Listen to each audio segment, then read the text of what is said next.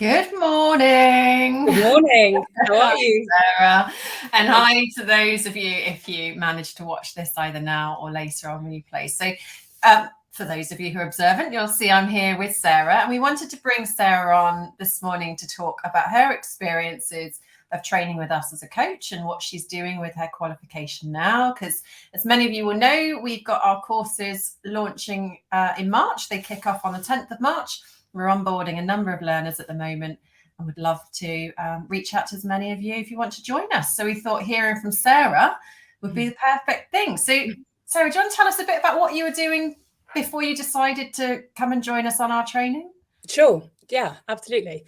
So prior, sort of working backwards, I suppose, just before I decided to opt for training with you and Joe, I'd hit a sort of junction in my life.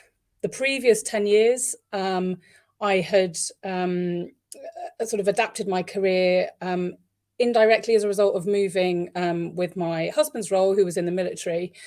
And my career had involved, so initially 6 years in the military myself, and then a whole range of roles, sort of cross-sector, both in the UK and abroad. And when sort of the military machine came to a halt, I thought, okay, it's my time now. What can I do with all this, really relevant experience that I've gathered that aligns with something that I'm really interested in and passionate about, and how can I make a business out of this? So I went to see a coach myself, actually. I worked with a coach for a period of months, and I found the experience so powerful. It was really helpful in helping me prioritize what I wanted next, to get to the bottom of what was important to me, and to work out a way forward to achieving what it was I was working on. And in and amongst all of that, there was I sort of discovered these themes through my career, which were related to the sort of joy I get from seeing people develop, from seeing them sort of excel and advance in their own careers. And so I was looking for something that was linked to offering advice, support, encouragement. And so that sort of refined down into coaching. So then I thought, well, how do you get into coaching? Where do I start? Coachingcourses.com. I thought, oh my goodness, mind blown. Do I go kind of university route, whole kind of myriad of suppliers? I was sort of picking my way through these, trying to work out how I study best, what's affordable. And actually I received a recommendation from Becky Hopwood from Recruit for Spouses. Oh, yeah, of course. Yeah. Who said, I've done my training with Zoe and Joe. Why don't you check them out? Fast forward, here we are. So it was through the Recruit for Spouse, well, through Becky, but through Recruit for Spouse, I guess, which taps into that military network, I guess, which you've always been a part of. Yeah. And I lived that military life for a while, that military spouse life. And it's a tricky one, isn't it? Because when you're moving every kind of 18 months, unless you have a flexible career, it is kind of a bit of a time vortex where it's quite hard to find the consistency to maintain your career. So I know there's a lot of military spouses that fall into that space of feeling a bit lost, I think, and not really knowing how to rebuild their own careers and lives when they've been busy supporting. Yeah, and I think for a while, probably just prior to the coaching, I was thinking I've got this whole mixed bag of experience. How is that helpful? But the coaching was able to help me turn that on its head, to say, well, that's really great if you want to work with people who themselves are looking at their next career move, who need support, working through the steps to find out what it is they want, what's important, how they, setting themselves a goal and establishing a plan to achieve that goal. So, sort of the coaching helped me change my outlook to the point where I can bring that very relevant experience to my clients now. And I get it. It's really complex, but you can do it. And if you want to hear my experience, this is how I did it. Yeah. And of course, it's not just that that time where you're supporting, your partner's military career. You bring all of your own skills and resources and experience from jobs and careers and life that you've had before. Exactly. And I think coaching is that place where you do get to like pull all of the stuff together and look at it and think, right, what is the puzzle that I'm trying to build? Absolutely. Yeah. And so I do feel take us to the other side. So that was before. We'll come back to the training piece. What are you doing now? Like, what's the coaching training enabled you to do?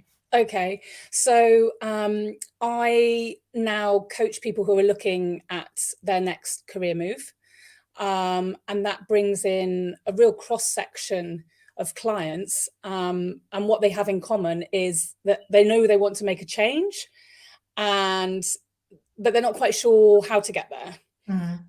And so my strong belief is that, yes, you can keep sort of hammering away on your own and leaning on friends and family who, generally are supportive and want the best for you. But if you work with a coach, you have a focused time to really concentrate on that goal without the distractions of anything else. You in a sort of non-judgmental setting with the support of somebody who only wants the best for you, who wants you to succeed in the goals that you've set yourself. I remember myself, like a long time ago, before I found coaching, trying to work out where I wanted my career to go. And I can remember just being in a room with a laptop, randomly Googling different careers. Like that's kind of all I knew how to do career transition, was just like, what's it like to be a teacher?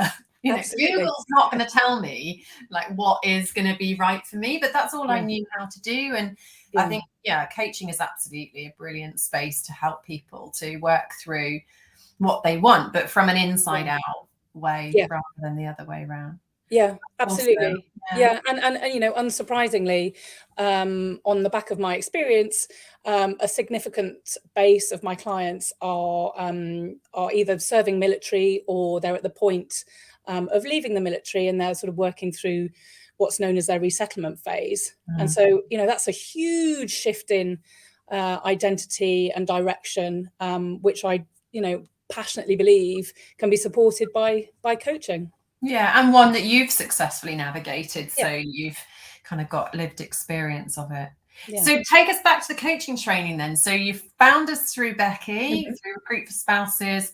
And how did you experience the coaching training? What was it like for you?